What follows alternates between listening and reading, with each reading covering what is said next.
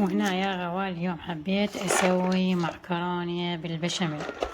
هنا شنو احلى فقرة ودائما احكي بيها واقول انه الحشوة من تتفرز بهاي الطريقة، اللحم والبصل والفلفل كل شي تقدرين تستخدمينها.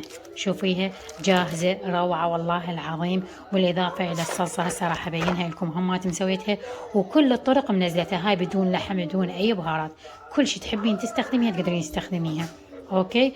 هسه خليت مي على النار وراح اسلق المعكرونية، وهنا راح احضر بنفس الوقت الحشوة مالتها. يعني هي جاهزة خطوتين، مجرد ما افرغها بالطاوة واطلع الصلصة هم جاهزة، راح تكون عندك سريعة كلش وما تغلبك. يعني ما تحتاج الا خطوات انه المعكرونية جاهزة.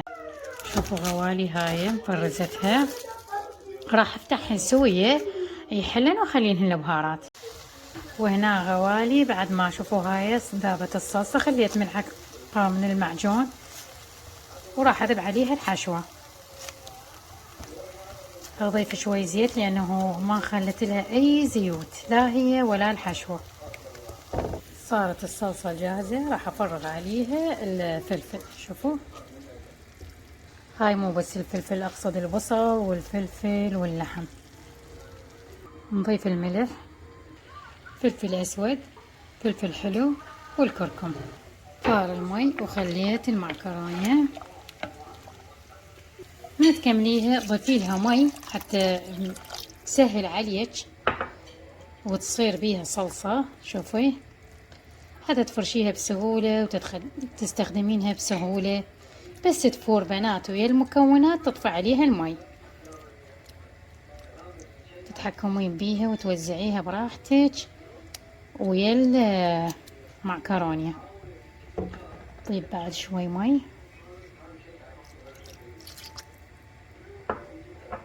هي بس تفور راح ترجع تتخن الصلصة هي والمكونات.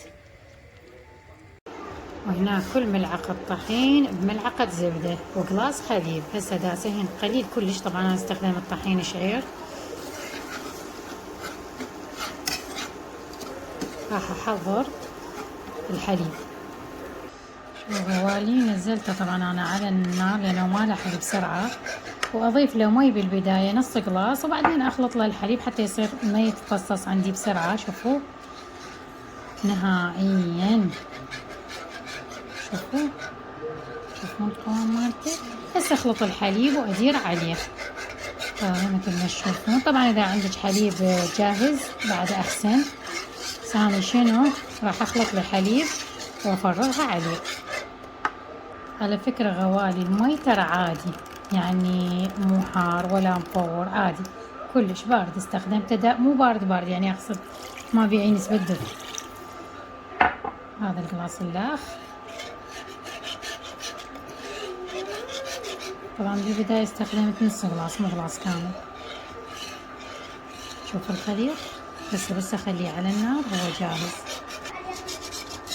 نار رجعتها على النار بقالي نص قلاص راح اضيفه مثل ما قلنا، لان كل ملعقة طحين تحتاج قلاص من الحليب. سمر تشوشرين علي.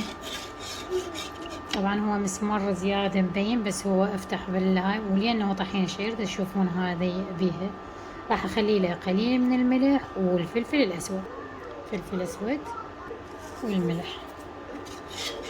وهنا بين ما يجهز عندنا نحضر بنات شغلاتنا اللي هي هاي. تقدرين تخلين بالبداية طبقة المعكرونة وفوقها خنخلي معكرونة صارت جاهزة عندنا، طبقة من المعكرونة. وهاي شوف الخليط شلون تخن. طبعا بس يغلي انتي اطفي عليه النار لان هو اوتوماتيكيا راح يذقب عندك. شوفي بعدني ما طافيته هو شلون ثقب. اطفي عليه النار. راح اضيف الصلصة، خليت جبن وراح ارجع اخلي نفس المرحلة المعكرونية والصلصة والبشاميل. وكمل عندي القالب للفرن. طبعا دائما اريد قالب اكبر تبسي يعني شفاف بايركس، ماكو يعني سبحان الله ما متوفقة لي اسوي مشترية، كل مرة يبقى عندي بقايا لازم اسويها قالبين. هسه المهم هذه راح ادخلها الفرن. هنا كملت هذا القالب الثاني راح اخليه بالفرن. شوفوا لي المنظر يخبل. طبعا هسه طلعتهن من الفرن، بس شنو ايش راح اسوي؟ اصلي وارجع اتذوقهن وياكم. متذوقينها، نجي احنا همات نتذوق.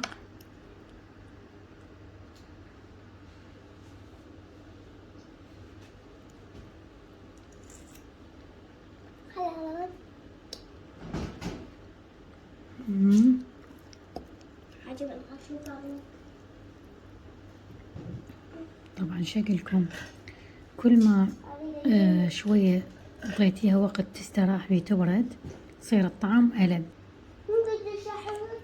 قلتي لي احبها وانا ما اسمع. يا سلام ويا سلام، من يعشقها. هسه دقيقة ماماتي.